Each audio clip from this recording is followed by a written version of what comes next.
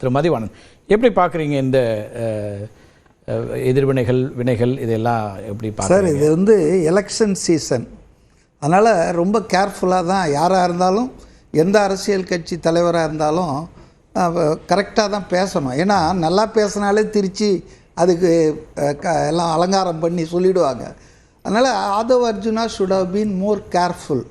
ஏற்கனவே அவர் விசிகா பற்றி பேசியது வந்து ரொம்ப சிக்கலாச்சுங்க. அவர் மறுக்க வேண்டிய அவசியம் நான் அந்த அர்த்தத்தில் சொல்ல, வெறும் 20 பேர் தான் அந்த கட்சியில் இருக்காங்க, மற்றவங்கெல்லாம் தாவை கேட்க வந்துட்டாங்கன்னு சொன்னார். அதை நானே கூட கேட்டேன். ஆனால் மறுநாள் கடும் எதிர்ப்பு வந்த உடனே 20 பேர் திமுக ஆதரவாளர்கள் அந்த கட்சியை தள்ளின்னு போகிறாங்க, தவறாக வழி நடத்துகிறாங்கன்னு சொன்னான்னு மறுத்தார். ஸோ அவர் ஒரு ஹேபிச்சுவலாக இந்த மாதிரி ஏற்கனவே ஒரு வாட்டி நேபாளத்தில் மாதிரி ஜென்சி கிட்ஸ் எல்லாம் பண்ணுவாங்கன்னு அப்புறம் போட்டு அதை மாடிஃபை பண்ண அப்புறம் அதை டிலீட்டே பண்ணி விட்டாருங்க. ஸோ அவரை பொறுத்தவரையில் he should be very careful at least during election பீரியடுன்றது. இந்த இடத்துல நீங்கள் சொல்கிற மாதிரி அது ஒன்று இருந்தாலும் இந்த 3-4 நாட்களுக்குள்ள கட்சியினுடைய தலைவராக திரு விஜய் இதில் எதுவும் ரியாக்ட் பண்ணியிருக்கணும்ல, குறைஞ்சபட்சம் அது தவறு. அதாவது என்னை பொறுத்தவரையிலங்க இது ஒரு தேவையற்ற ஒரு சர்ச்சை தான் இது. ரஜினிகாந்த்கிட்ட நான் என்ன எதிர்பார்த்தேன்னா அவருடைய ஒரு சீனியாரிட்டி, ஏஜ், அவருடைய ஸ்டேட்டஸ், அவர் இதை கடந்து போயிருக்கணும், அமைதியாக கடந்து போயிருக்கணும். எப்படி கடந்து போகல? இத்தனை பேர் ரியாக்ட் நான் எதிர்பார்த்ததை சொல்ல. அதை கரெக்ட், நீங்கள் எதிர்பார்க்கறதுல ஒன்றும் தப்பு. அதாவது இதுக்கு முன்னால் திரு ரஜினிகாந்த் அவர்களை நாம் தமிழர் கட்சியும் அதன் தம்பிகளும் பேசாத பேச்சு இல்லை, ஏசாத ஏச்சு இல்லை, எந்த அளவுக்குன்னு நம்ம எல்லாம் பொதுவெளியில் நம்ம இருக்கோம். அப்படியாப்பட்டவரே திடீர்னு போய் கட்டி தழுவி சீமான் சங்கி என்றால் வந்து சகத்தோழன்னு விளக்கம்லாம் கொடுக்குற அளவுக்கு ஆயாச்சு. ஸோ அப்படியெல்லாம் மன்னிக்கிற ஆள் தான் ரஜினிகாந்த். ரஜினிகாந்த் ஒன்றும் அந்த மாதிரி இதெல்லாம் பெரிய, ஆனால் எலெக்ஷன் இந்த விமர்சனங்கள் இருக்கு இல்லையா சார், நேரடியான விமர்சனத்தை நம்ம நார்மலைஸ் பண்ண முடியாதுல்ல. அவங்க எப்படி பேசுனாங்க, இவங்க பேசுனாங்க. நாட் நார்மலைசிங்க. அவர் வந்து பேச ரஜினிகாந்த் ரியாக்ட் பண்ண வேண்டிய இடத்துக்கு தள்ளப்பட்டிருக்காரு தானே? இல்லை நான் வந்து அப்போ கூட ப்ரோவோக் ஆகாமல் அவர் இதை கடந்து போயிருக்கணும் என்னுடைய விருப்பங்க. அது அவர் தான் முடிவு பண்ணோம். ரெண்டாவது ஒருத்தர் ஒரு இப்படி எடுத்துக்கலாம். இப்போ வந்து இங்கே இருக்கக்கூடிய எதிர்கட்சி தலைவரில் தொடங்கி மத்திய அமைச்சர், அதுக்கப்புறம் அனைத்து கட்சி தலைவர்கள், பெரும்பாலான கட்சி தலைவர்கள் எல்லாருமே அவர் குறித்து பேசியிருக்கிறாங்க. எல்லாருக்கும் ரஜினிகாந்த் அமைதியாக வேணுமா வேணாமா அது வேற. இது எலெக்ஷன் சீசன். அப்போ அது திரு விஜய் யோசிக்கணுமா வேண்டாமா? 3 நாள் கழிச்சு தான் வீழ்ச்சி எழுந்து திரு விஜய் வழிகாட்டணும்ல. அப்போ இல்லை இப்போ நீங்க எலெக்ஷன் சீசன் ஸ்டேக் ஒருத்தர் வந்து தப்பா பேசியிருக்காரு, அவருக்கு வந்து வழிகாட்டலன்னு நீங்க எப்படி சொல்ல முடியும்? இல்ல, குறைஞ்சபட்சம் அதை சரி பண்ணணும்ல. பொதுவெளியில he might have been advised இருக்கலாம் சார்.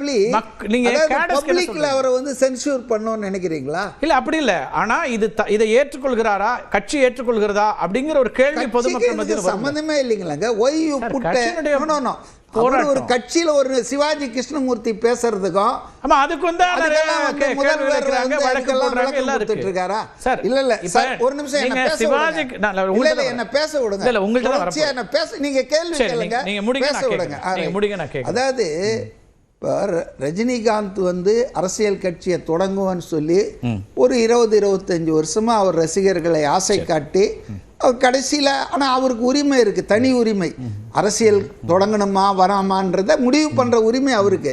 ஆனால் அது எப்படி ஒவ்வொரு படம் ரிலீஸும் போதும் அதை ஒரு வைப்பு மாதிரி கிரியேட் பண்ணி கடைசியில் வந்து ஒரு நிர்பந்தத்தின் அடிப்படையில் தான் அவர் அந்த முடிவை எடுத்தார்ன்றது என்னை போன்றவர்களுடைய கருத்து. நீங்கள் அதை லைக் பண்ணலாம், லைக் பண்ணாமல் போகலாம்.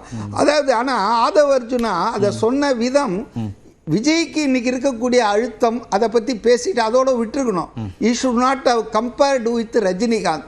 அதில் தான் சிக்கல் பண்ணிட்டார். விஜய்க்கு இன்னைக்கு இருக்கிற அழுத்தம், மற்ற சிக்கல்கள் அதெல்லாம் இருந்தாலும் அவர் துணிச்சலாக நிற்கிறாரு. ஆனால் ரஜினிகாந்த் அந்த மாதிரி நிற்கல அப்படின்னு சொன்னார். விஜய்க்கு அழுத்தம் இருக்கா? கடுமையான அழுத்தம் இருக்கு. எங்கிருந்து இருக்கு? ஜனநாயகன் படம் அதை பத்தி அவரே பேசல. அவரு பேசாது. நீங்க என்ன கேள்வி கேட்டீங்க? அழுத்தம் இருக்குதான்னு கேட்டீங்க. அது இருக்குன்னு யார் சொல்லணும்? ஏங்க அவர் ஏங்க சொல்லணும்?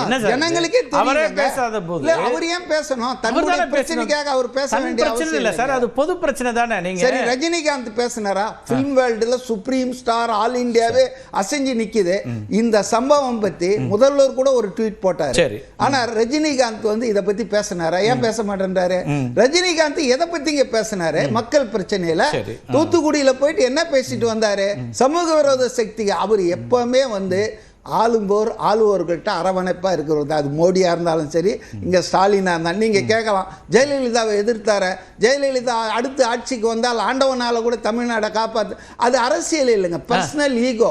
போயஸ் கார்டன்ல முதலமைச்சரா இருந்த ஜெயலலிதாவை பார்த்து கேள்வி கேட்டவங்க. அது அவருடைய குணம் இல்ல. ரஜினிகாந்த் ஆட்சியாளர்களை பகைத்து மேடையில வச்சுக்கிட்டு கேள்வி எழுப்பினாரா இல்லையா? சிவாஜி கணேசனுக்கு உரிய மரியாதை கொடுக்கல. It is out of his personal ego. ஏன்னா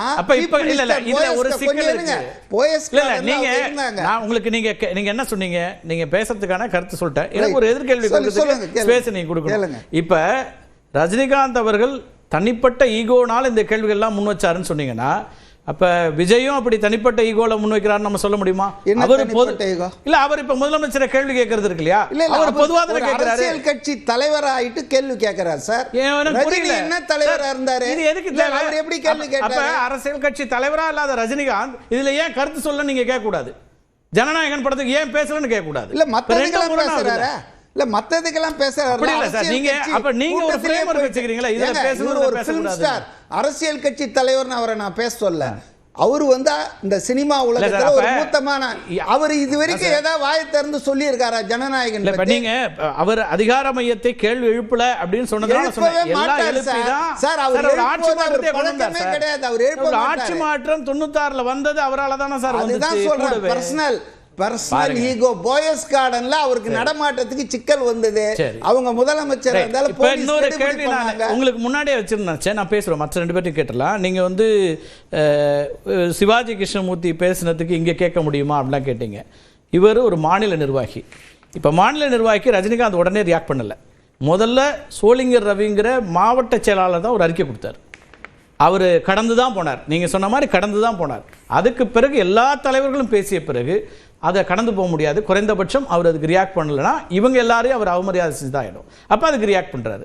இதில் எப்படி பெருந்தன்மை ரஜினிக்கு இருக்கிற போது திரு விஜய்க்கு இருக்கணுமா வேணாமா? ரஜினிகாந்த் ஒரு சூப்பர் ஸ்டார், நான் ரசித்த ஒருத்தர், அவர் இப்படி சொல்லியிருக்க வேண்டாம்ப்பா, இது தவறு அப்படின்னு, அல்லது ஒரு வரியில இதை நான் ஏற்கவில்லை. இதுல வந்து விஜயை லிங்க் பண்றதே ஒரு பொலிட்டிக்கல் மோட்டிவ். இல்ல சார், அவருக்கு விஜய் கட்சியுடைய மூத்த தலைவர் சார். விஜய் கட்சியுடைய மேடையில நடக்குது. சார் தாவேகா மேடையில நடக்குது. இல்ல தாவேகா மேடையில நடக்குது சார். தாவேகாவுடைய நிர்வாகி சார். அது எப்படி நீங்க அவர் தாவேகால இருக்கக்கூடிய கருத்துல இப்ப நாளைக்கு அவர் வந்து பாஜகவோட கூட்டணி வைக்கிறதுக்கு நாங்கள் தயாராக இருக்கிறோம்னு சொல்றான்னு வச்சுங்களேன். திரு ஆதவ அர்ஜுனா ஒரு பேச்சுக்கு சொல்கிறார், அல்லது திமுகவோட நாங்கள் கூட்டணிக்கு போகிறோம் ஏதோ ஒன்று சொல்கிறார். இதை வந்து கடந்து போக முடியுமா? அது விஜய் கருத்து இல்லை அப்படின்னு கடந்து போக முடியுமா? போக மாட்டாங்க. அது சிக்னிஃபிகன்ஸ் இருக்குது அவர் பேசுறதுக்கு. ஆமாம், நம்ம சுமந்த் அவருடைய கருத்து கேட்டு வந்துடும். சுமந்த் எப்படி பார்க்குறீங்க இந்த விஷயத்தில்? ஒரு அம்சம் திரு மதிவாணன் சொல்கிறாரு, இதில் வந்து பொதுவாக அவர் இன்னும் பெருந்தன்மையாக கடந்து போயிடுவார் தான் நான் நினச்சேன். இதில் இவர் ரியாக்ட் பண்ணது எனக்கு கொஞ்சம் ஆச்சரியமாக தான் இருக்குது அப்படிங்கிறாரு. நான் பார்க்கறது வந்து ஆதவ அர்ஜுனா அதை பேசியிருக்க கூடாது, அதுல எந்த மாற்று கருத்தும் கிடையாது. அவர் தெரிஞ்சு பேசினாரா இல்ல தெரியாமல் வாய் தவறி வந்துருச்சுன்னா 5 நாள் ஆயிடுச்சு. ஒரே ஒரு ஸ்டேட்மெண்ட், இந்த மாதிரி நான் சொன்னது தவறாக, இது வந்து ஒரு மன்னிப்போ இல்ல மன வருத்தமோ ஏதோ ஒன்று தெரிவிச்சா அதோட முடிஞ்சிருக்கும். ஆனால் திரு ரஜினிகாந்த் அவர்கள், திரு மதிவாணன் சொன்னாரு, நாம் தமிழர் கட்சி தலைவர் திரு சீமான் போன்று அவருடைய கட்சி நபர்களை போன்று ரஜினிகாந்தை கடுமையான விமர்சனம் செய்தவர்கள் யாரும் இல்லை, ரைட்டா? அதற்கானால் இவர் ரியாக்ஷன் கொடுத்தோ இல்ல அறிக்கை கொடுத்தோ எதுவுமே செய்யவில்லை.